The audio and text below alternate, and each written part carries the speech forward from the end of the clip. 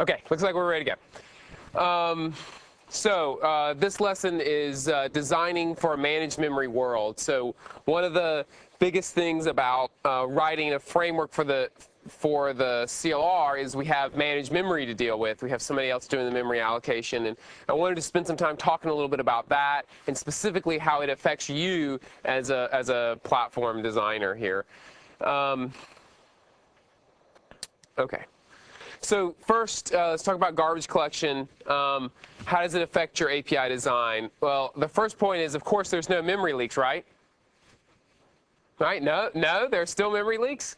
Well, there's a different kind of memory leak. How about that? So the kind of memory leak that we don't have is, in the old world, you used to malloc some memory and then forget to do a free, or add ref and forget to do a release, or whatever the pair is. And in the new world, the garbage collector ultimately owns all the memory, and the garbage collector will free that stuff when there's no longer any references. But there can still sort of be leaks, right? What are the sort of leaks? Well, if you keep a reference to that object alive, then the garbage collector can't free that.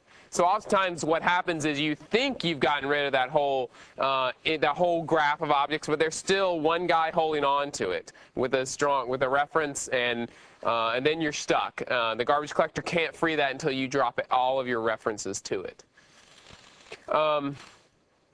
The other one I think is a big issue, no memory ownership issue.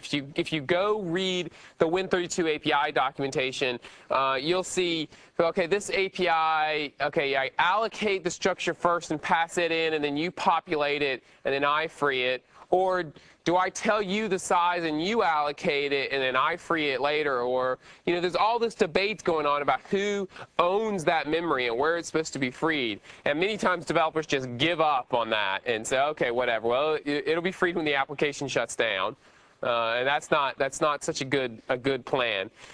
In our world, the garbage collector owns all the managed memory. So there's no memory ownership issue. Whether you create it and pass it to the application creates it and you start using it, there's no problem with any of that because there's no ambiguity. The garbage collector owns it all. And finally, I think it enables a more functional style of programming. So what I mean by that is it is easy to chain methods together. The results from one method can be passed directly to another method, which can be passed directly to another method. And that style of programming is generally more productive than having to think about where to do the allocations and again, the ownership kinds of issues. I mean, it hasn't been an issue recently, but when I first started giving this class, there was always somebody in the class, and maybe I have somebody in the class here, that would say that they can write a better memory allocator than the garbage collector, than the one we built in the CLR. Does anybody have a better memory allocator in the CLR? I have a job for you. I think the truth is, for a specialized case, if you knew your allocation pattern, somebody on the Exchange team was talking about how they know the message header size, it's a fixed size, they understand the rate of allocations of those things and the pattern for freeing it, and they have a special case scenario for how that thing works, they can write a better memory manager for that thing. So you got me. You can do a better memory manager if you understand the allocation pattern of your scenario in depth. But the thing is, that's again one of those local views we were talking about earlier. Well, that's fine if you have a machine and it only ever runs your source code. You're just going to shrink wrap that and the client's going to plug it in and not add anything to it. But even in server environments, and definitely on client environments, we're finding more and more of a case of the world is a lot more component-oriented than that. Even on an Exchange server, it turns out there's tons of places to plug in your own code and put your own filters in there, or your own add-ons, or maybe there's other applications running on that machine. So you actually might defeat the overall global view of the world by overly optimizing your view. So the great thing the garbage collector does today on a process basis and in the future on a machine-wide basis But the great thing the garbage collector does is it is able to look at the whole world and watch who's starving and who's not, and make sure that people get the appropriate amount of memory for their usage. To give you an analogy of this problem, it's not, the garbage collector doesn't address this problem today, but just as an analogy, my wife works or worked on the small business server, and in V1 they were apparently one of the first groups to put SQL Server and Exchange on the box at the same time, and those apps had a memory ownership issue because the SQL Server allocation strategy was: is there more memory on the machine? Yes, allocate a bit more. Is there still more? Allocate a bit more, because anything they could cache in memory, they could get faster results. And the Exchange guys had a slightly different memory allocation problem. They say, oh, are we under memory pressure? Okay, under memory pressure. Okay, I'll release a little bit more of my cache. Oh, under memory pressure? Okay, I'll release a little bit more of my cache. And so they would just find SQL sucks up all the memory and Exchange crashes was sort of the result. They were kind of scratching their heads about why that was. And it was because there was nobody governing the memory usage on the machine. And I think the same kinds of things happen, different components in the same application, and how those things interact. And if everyone is doing their own kind of micro memory management, they're allocating these large arrays and doling them out and things like that, then the garbage collector is not able to do his job, which is to manage the memory of those things. But there is an issue, and I think so part of my speech is have faith in the garbage collector and let it do its job. But the garbage collector's job is to manage memory and not unmanaged memory. And we're going to talk about that issue here a bit. What the garbage collector doesn't do is it doesn't manage things like HWINs, file handles, database connections, sockets, what I'm going to lump together and call unmanaged resources. The garbage collector doesn't know anything about them, so it's your responsibility as a library developer. What we want to do is let the garbage collector worry about memory and let you worry about resources. And then the application developer doesn't have to worry about either. Well, that's sort of the ideal place to be. So we're going to spend a fair amount of time here talking about your place in that world. Rico talked a little bit about it, but I just want to hit a couple of points about how the garbage collector works. Most of this, I think you can put in the, wow, that's interesting bucket, but it doesn't deeply affect your designs. But we have a generational mark and sweep collector. To the first order of approximation, that's how it works. It's a little bit more complicated than I'm going to describe, but it's a generational collector is the first part. And what that is we've segmented all the memory on the machines into roughly 3 generations. And we did that because we noticed 2 really common allocation patterns. One allocation pattern is what we call small, short-lived objects. So we noticed that there's a bunch of allocations where you dim up a small object or you create a small object and you use it very briefly and then it falls out of scope and gets collected. And that's pretty common. And then the other things we noticed is there are large, long-lived objects. And those are things like your document tree or something. At start of time, you create this massive tree and you hang some nodes off it.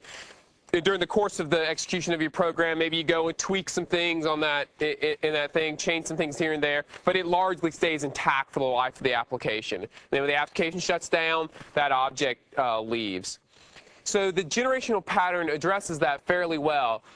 These small, short-lived objects all objects are allocated in Gen 0 to start with. And the small, short-lived objects stay in Gen 0. And Gen 0 is sized appropriately to fit on the L2 on processor cache. So that means that the access to memory in that bucket is very quick. It's order of magnitude quicker than it is to get out to main memory. So that means that these small, short-lived objects are very cheap.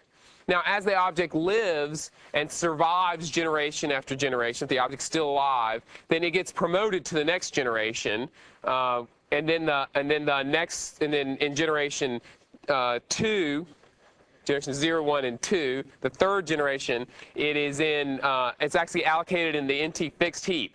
So by the time these large, long-lived ones get to the NT fixed heap, then they're not moved anymore. The garbage collector doesn't move these large objects around in memory, kind of wasting time copying them, because we know by the time it's lived that long and it's that big, then it's just going to be allocated in the fixed heap, and it won't be moved by the garbage collector.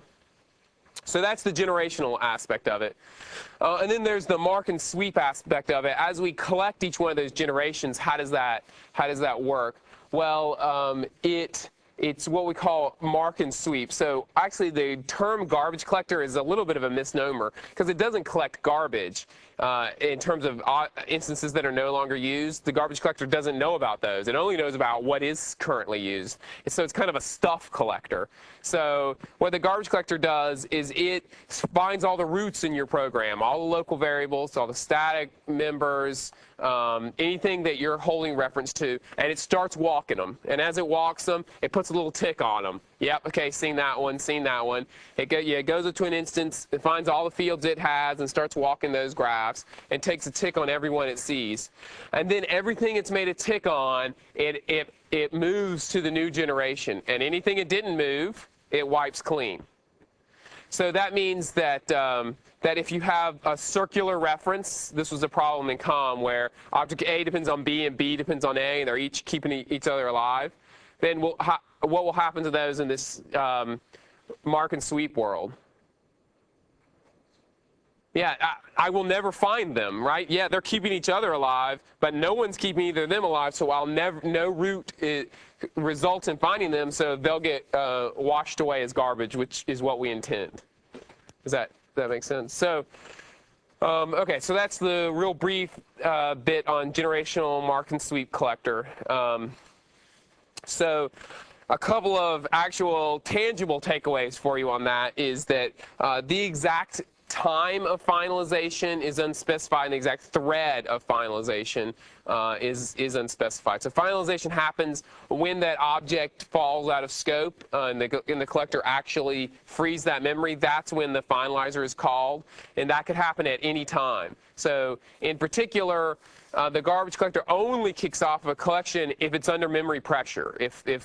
If the system needs more memory, then the garbage collector will kick in and try and free some memory. But if the system doesn't need any memory, it won't waste the time doing the collection. So the finalization could take a while to get kicked off. Whoops. Okay, so let's get back to your role in this. As a framework developer, what do you have to do? Well, your job is to encapsulate the external resource. And so the sort of steps you need to do are to add a finalizer to your class. If your class is encapsulating some external resource, like a HWin or a database connection or a socket, some kind of external resource, then you need a finalizer in your class. If you allocated it, the garbage collector doesn't know how to free it. So you have to free that resource. And in C#, this is called a destructor. And then I strongly advise that you provide a way for application developers to explicitly call your dispose method or explicitly free that. And that's important because the exact time of finalization is unspecified. So I actually talked to a customer one time who paid per minute to be connected to this database. Like just having an open connection, they were paying per minute for that. So they didn't want, oh yeah, sure, whenever the GC gets around, that's fine, close that connection. They're like, no, I'm paying per minute, you close that connection. And a lot of times it's not that extreme, but it is a good idea for resource usage to close the resource as soon as you can. And so that we've formalized that in what we call the iDisposable pattern. And what it does is it is a signal to users that there's some resources here that they may need to explicitly free or may want to explicitly free. Now keep in mind there's still no kind of memory ownership issues here because the GC is still the ultimate governor. The GC will free those resources. These things will not leak indefinitely. The GC will free them. If you did your job right and put the finalizer, then the GC will free it. We're not depending on users calling dispose. We're giving them the option to call dispose if they're in the scenario where they need that. Okay, so I think it's interesting to look kind of under the covers again at C#'s dispose syntax. Kind of gives you an idea of how this thing works a little bit. So you put tilde resource or tilde class name, very similar to C++'s destructors, but has very different semantics.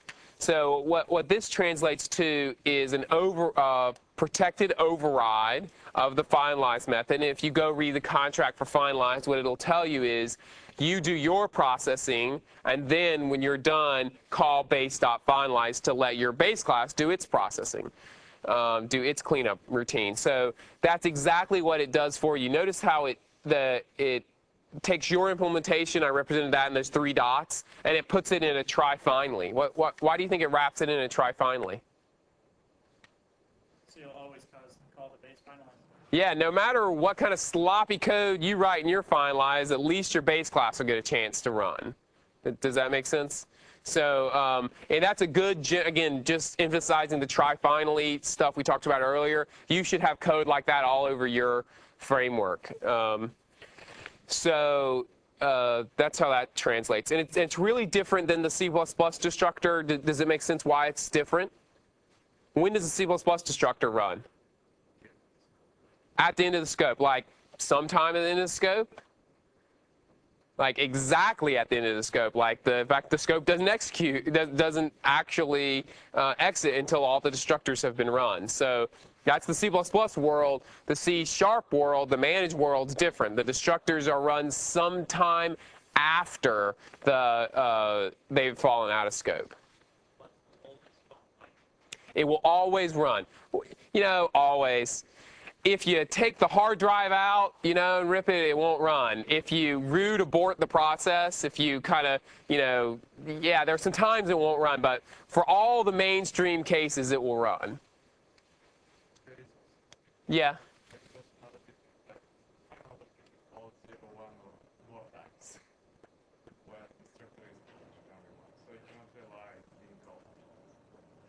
Yeah, you're saying you can't rely on your finalizer being called only once. Yeah, that's fair. Yeah, you can't rely on it. You can't rely on it, but the GC is not going to call you more than once. Yeah, but I mean, the GC won't call you more than once, but somebody else could technically get a hold of you and do it. C# won't actually let you do it. You can't actually do a direct call to your destructor in C#, but somebody else could, somebody malicious certainly could. Okay, so I've told you to implement finalize, and now I'm going to tell you don't. So you should only implement finalize on objects that really need finalization. And the reason that is because when the GC finally gets ready, that nobody is touching this instance anymore. No one's holding this instance alive. The GC's ready to reclaim that memory and reuse it. And it goes, oh man, I can't though because you have a finalizer. So you have to live. I have to promote you to the next generation. You have to live an order of magnitude longer to give your finalizer a chance to run. So what tends to happen is your working set, your amount of memory that you're using, it is larger than it needs to be if you have a lot of types that are more finalizer. You have a lot of types that have finalizers, then your working set will be larger because those instances will live longer. So one strategy to deal with that problem that we advocate is to closely isolate the class that encapsulates the handle. So have some class that represents the hwin and isolate that and don't have anything else in it. It's just that thing. And then it's a private class, and there's some bigger class that we expose to users, but it doesn't have a finalize at all. That's maybe a more common or a better pattern. So you should free any external resources you own in your finalize. So in your finalize method, you want to free anything that that your type owns. Don't free any managed memory because the garbage collector is going to deal with the managed memory. You want to free only things you own. And you don't want to throw in the finalizer. You want to do kind of simple operations that are not gonna throw exceptions, because they're very hard to debug. The exception, where does it go? Like, who called the finalize? Well, the garbage collector. So it's very hard to debug. Usually the symptom is people say, oh, this file handle's not getting closed. The GC must not be calling my finalize method. And then we drill into it and realize, yeah, we called your finalize method. You just threw an exception. So you should avoid that. You also shouldn't block or wait in your finalizer. So this is kind of a good citizen thing to do. If you block or wait in the GC, the finalizer, the GC actually watches the finalization queue and makes sure it's continuing to drain. If it's not continuing to drain, it'll start killing stuff that's taking too long to execute. So you shouldn't do any kind of networking call, synchronous networking calls, or take any kind of locks or do anything that could deadlock. You want to just free your external resources and get out of there. And as I mentioned, you should not use thread local storage or anything like that, because actually in Whidbey we're starting to have multiple different threads that the finalizer runs on. Okay, so the dispose pattern. So you should implement the dispose pattern whenever you have a finalizer, and that gives developers this explicit way to control things. And in your dispose, you want to free any external resources that you own, as well as propagating dispose throughout your containment hierarchy. That is, if you contain other types which they are disposable. So for example, if you're a form, and on the form there's button and list box and whatever, and you dispose the form, then form would want to call dispose on button and list box. And list box might want to call dispose on element 1 and element 2 and whatever. So we're going to look at a code example of it, dispose, in just a second. It'll be more clear. But also in dispose, what you want to do is suppress finalization, because once you've done the cleanup work and you've freed those external resources, you want to call suppress finalization, because once you've done the cleanup work, you might as well tell the GC, look, you don't need to call my finalize method, and that'll allow that instance to get freed earlier than it otherwise would, and it helps your working set issues. Dispose itself can be called multiple times. So you want with complex containment hierarchies and everybody propagating dispose through their hierarchies, it's possible you could get called more than once in your dispose. So you need to be resilient for that and kind of set a bit if you've been disposed or not, and deal with that. So as I mentioned before, with your dispose, you should not assume that your dispose will be called. I've had a lot of debates with people about this. If I'm using a disposable type, is it an error if I don't call dispose on it? I know somebody that in their finalizer for their type, they wanted to assert in the finalizer that, hey, if you got to my finalizer, you have a bug in your code. And for the most part, I don't buy that. For the most part, I think dispose is an option we're providing to application developers. We're giving application developers the option to clean up a little earlier than we would otherwise. But the beauty of this system is that even if you don't do that, this stuff will still be cleaned up. So dispose is optional. Now, that's for our application developers. For you building library and framework code, you probably should clean things up as soon as you can. Yep, so in your dispose method, you want to call your base classes dispose, and I'll show an example of how to do that. And then the other thing you need to do is once you're disposed, your object is kind of a zombie state, right? Like you've disposed. The key resource you have no longer exists, but people could still be calling your other methods. Now that would be an error. If a developer calls dispose on you and then tries to call other methods, I consider that an error, and you should throw an exception for that. Now in some cases in the framework, what we do is we just we say, oh, you must not have meant to dispose me. I'll just recreate. I'll go reacquire that handle and recreate myself. That's certainly an okay thing to do. You're kind of making life easy for developers, so I'm not going to argue with you. But it is a fair amount of work, and you should make sure you're signed up to fully do that job if you decide to. So any other questions? Yeah. So garbage collector run in the context of one of the application threads, or is it doesn't have Is the garbage collector run in the application thread, or does it have its own thread? Well, the answer is unspecified. The garbage collector can run on whatever it wants to. In practice, in our implementation, it has its own thread that it runs on. But the final Thank you. does get executed under user context. Yes, it does get executed. He said, does it get executed under user context? Certainly the thread identity that it's run under is the user context.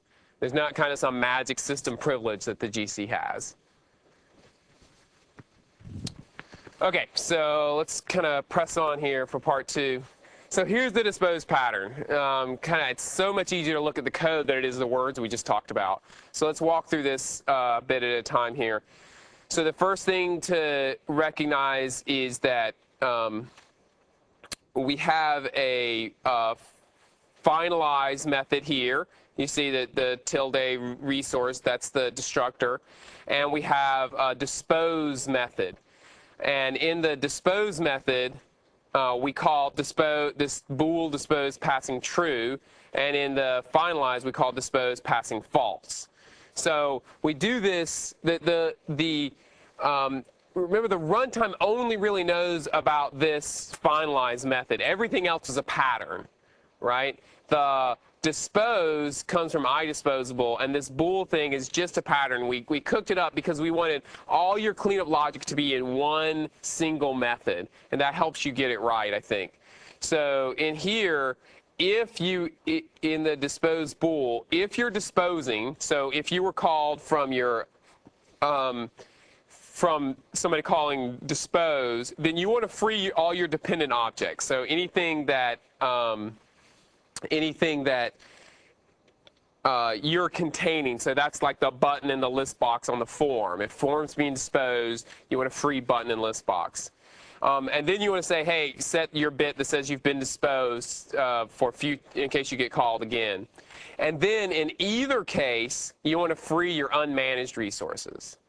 So you want to go ahead and free the database connection or the HWin or whatever. And then you notice we could move this GC.suppress finalize line down, but it's only really relevant in the dispose case. In the dispose case, we set GC.suppress finalize to say, okay, garbage collector, clear that bit on me. I don't need to be finalized. I've already taken care of that. And then down here in the dispose, in the finalizer, I call dispose passing false. And notice I avoid all this code here where it's touching all these managed references. Because remember, I'm in my special state now. I'm in the garbage collector is calling my finalize method. And the world could be falling down around me. Remember, like you could be in the case of the application shutting down and the garbage collector's just freeing instances left and right around you. Things that allocated you might have already been freed, for example. So you want to only touch stuff that you know you can access. So just come in and free the unmanaged resources and then get out. So does the pattern, any questions about the pattern while we have it up? Yeah.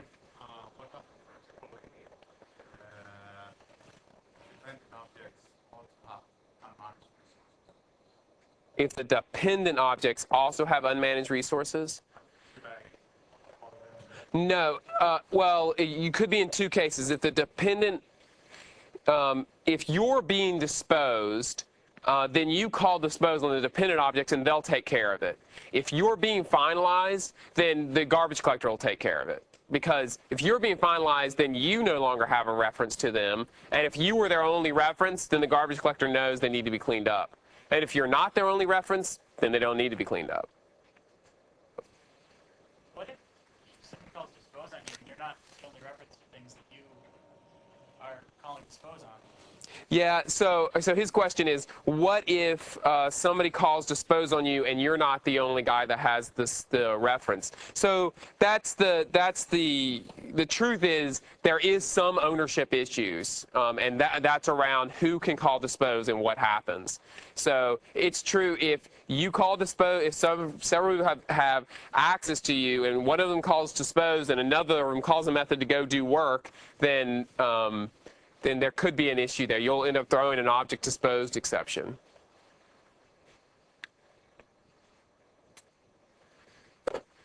Okay, oh, I'm sorry, yes.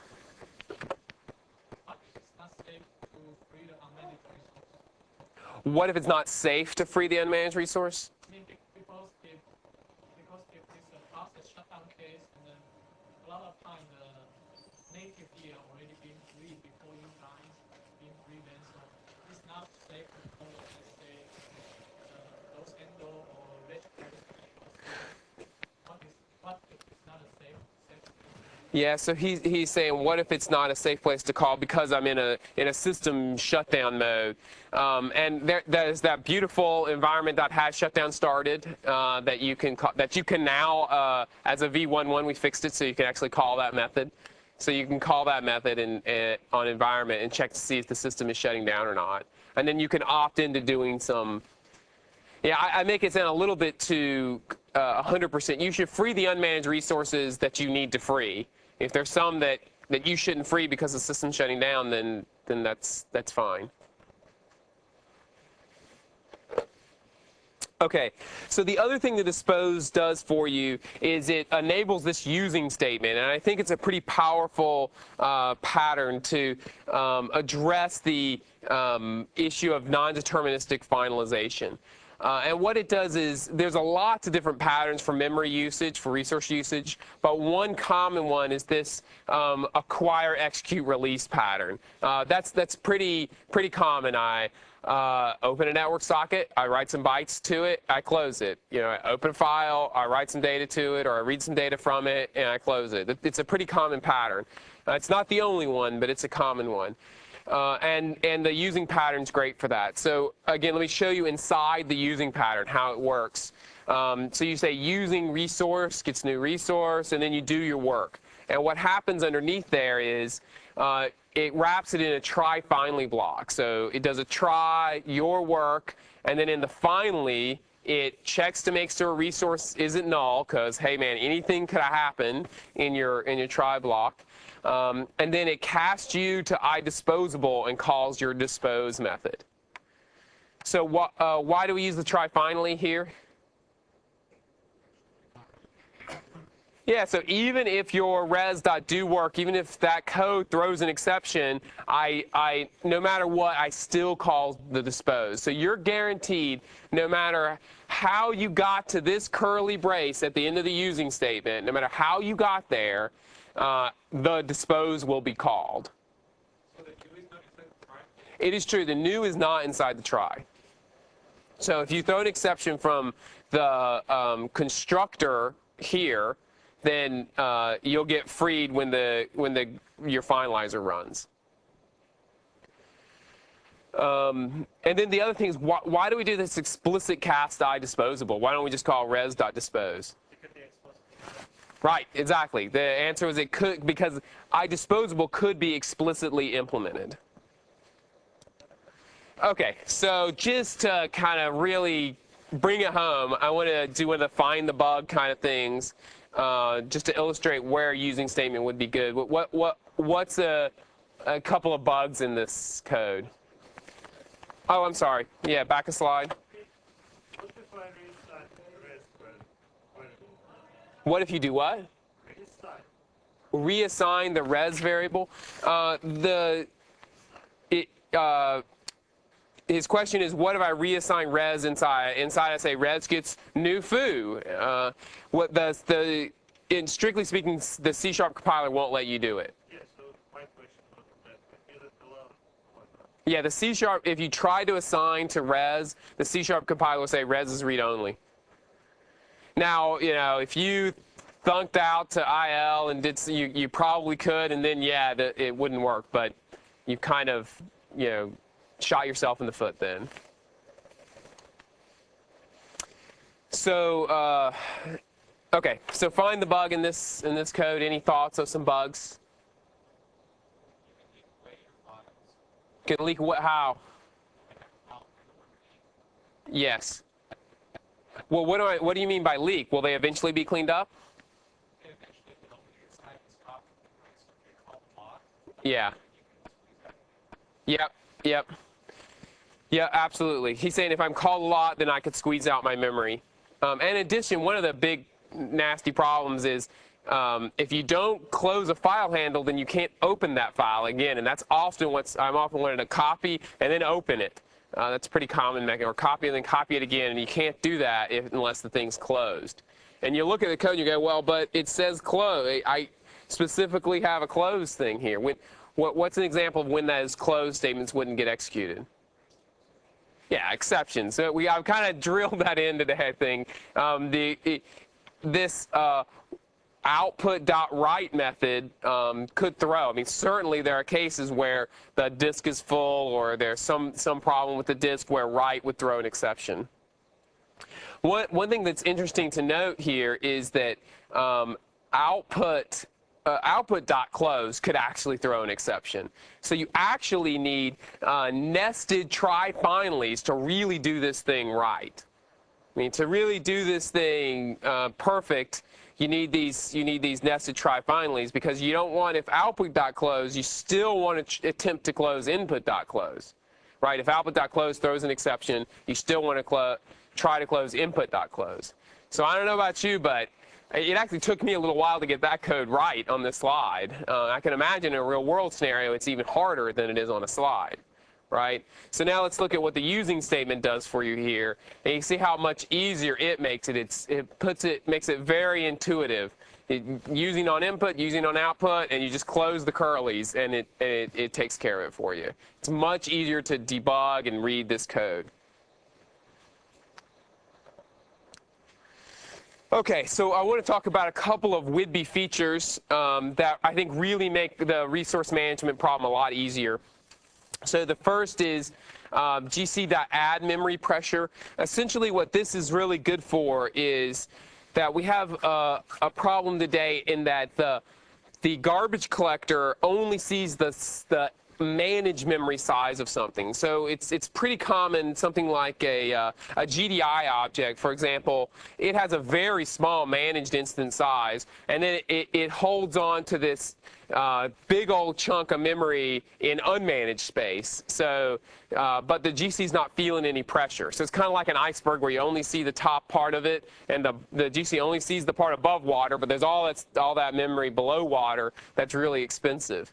And so because the GC only kicks in, and its whole algorithm for when to collect is based on knowing the size of objects, if it doesn't know the size of the object, then it doesn't know when to kick in.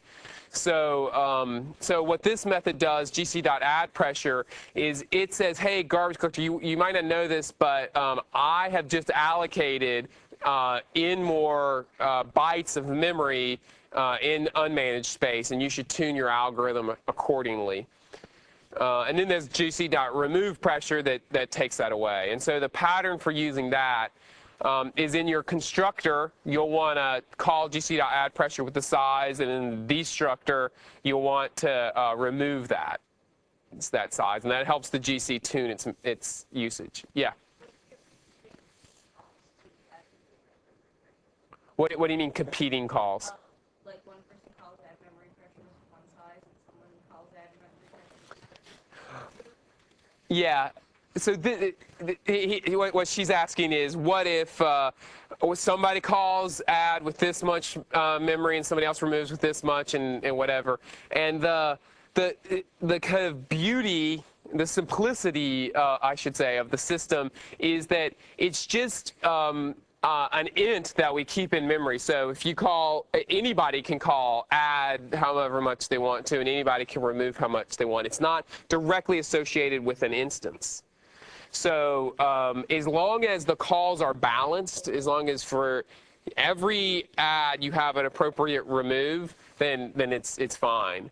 But I will point out that you're a little bit playing with fire here. You know, you're kind of helping the GC tune its algorithm. So you should be very careful when you do it. It's certainly not for the faint of heart here. Yeah.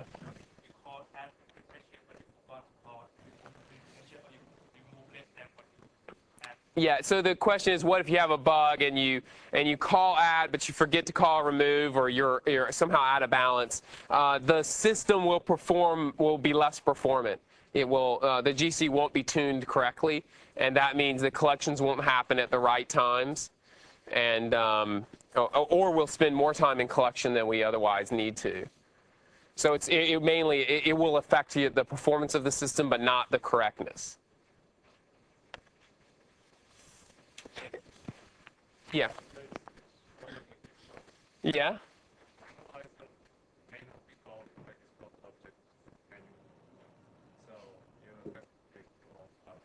Yeah, okay, so he's saying I have a bug in my code because if I do if I do gc.suppress finalization on this guy, then remove pressure will never be called. That's true, but I don't do gc.suppress. I mean, I don't actually implement iDisposable on here, so. But yeah, I agree with you. I should actually show a full-on example where you really would do it, and you'd have to do this in the bool dispose thing at the same place when you're accessing your unmanaged resources, so it would get called. Okay, so would-be feature number 2 here is called handle collector. And what handle collector does is it essentially teaches, I'm going to say in quotes here, the GC about your resources. And it teaches that there's some cost associated with your resources. So I mentioned the GC only knows about managed resources, but by using handle collector, you're able to give it some information about the resources that you control to help it do a better job of allocating. So the way it works is that you go up to the handle collector and you say, I want to allocate a new kind of resource. I'm going to give it my own name, whatever, GDI handle, for example.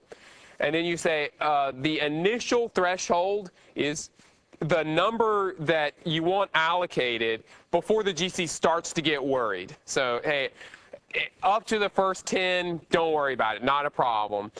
So initial threshold is 10. After 10, start trying to get those back. The system, start trying to be a little bit more aggressive about getting those back. And then max threshold says fail any allocations that go over that threshold. And there's a continuum between initial and max where the GC gets more and more aggressive about wanting to collect more memory, collect more frequently. Of course, the downside of the GC collecting more frequently is the GC's running and not your code, so application performance and throughput go down. But then the plus side of it is you're able to get those extra resources back and recycle them, presumably. So the way this works actually is that you declare a handle type in your class, a new instance of this GC handle, and then you essentially add ref on it. So in your constructor, what you'll do is every time you allocate one of those new unmanaged resources, you'll do an add on it, and then when you delete the object, you'll do a remove on it, and then the GC kind of watches that and makes sure that those things stay in balance over the course of the running application. Does this one make sense? Yeah. Or well, okay. So I was going to mention that the truth is that nothing about the GC itself. We didn't modify anything about the GC itself for this. What we did is we're smart about calling the method called gc.collect. And what this does is every time you add to it, if you're over the initial threshold, we evaluate whether we should call gc.collect and to try to get these things back. And what gc.collect is, it kicks the garbage collector and says, hey, now's a good time to collect. So every time you add one that's above the threshold, we get more and more aggressive about calling gc.collect until you get up to max. And then once you get up to max, we start throwing from the add method. We'll throw a, you can't allocate these anymore. Does that make sense? Shouldn't you call the add then before you actually allocate the Yeah, that's a good question. His question is, should I actually be calling GDI handle.add before I get the resource? It's a good question. The debate we had, though, was around, well, when could that call to create solid brush impl throw? You know, when could, you know, the underlying system not have it? You want to kind of try to keep balance there. Yeah, but I don't know. I have to think about that. But I think I copied this out of the code and Windows Forms are actually using it. So yeah. If these resources are unmanaged resources and we deterministically free it, then that doesn't help at all. So that helps only if it is unmanaged, that garbage collect will help. That's right. That's right. So what he's saying is, hey, you just told us about the whole dispose pattern where people can explicitly free these things. Isn't that superior to this? Well, yeah. I mean, if developers are going to explicitly free your resources, that's better than this. The two patterns I just showed you help for the case where the application developer doesn't call dispose, which, you know, I think is fairly common, actually. I mean, I think that the more burden you can take on as the framework developer and the less burden you put on application developers, the better off you are. Okay, let's work through an example here. So what's wrong with this class?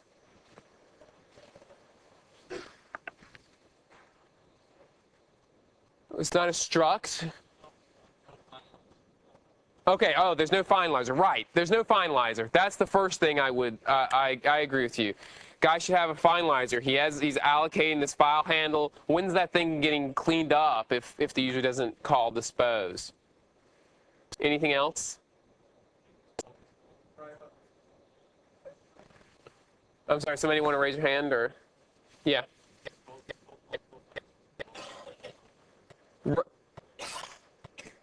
Right. Dispose could be called multiple times, which means close file could be called multiple times.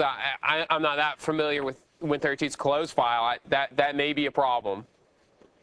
Okay, it will be. Okay, great. Yeah, so there you go. It will be a problem. So you need to guard for that case. Any other problems? Say it again. Does there need to be an override of dispose, you mean? Yeah, actually, that kind of gets at what my high-level thing is, which is, you know, why doesn't this guy just follow the pattern? If he could follow the pattern that we outlined earlier, then he would have been forced to have it finalized. He would have kind of solved the problem on dispose being called more than once, and we'd have had the dispose override, the bool override. Okay, just to bring it home, what's the problem with this network cache guy?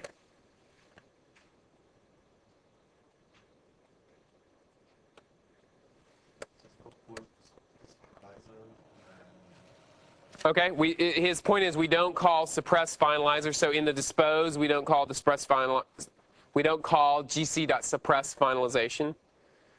Anything else? Yeah, down here in the destructor, we shouldn't be accessing this manage object. Like local file could be freed already. You could get a null ref exception from that. What happens if you get a null ref exception from that? You're never going to close your socket, and you're going to call me up and tell me I have a bug in the GC, right? And I'm going to say, no, I don't have a bug in the GC. You didn't follow the pattern.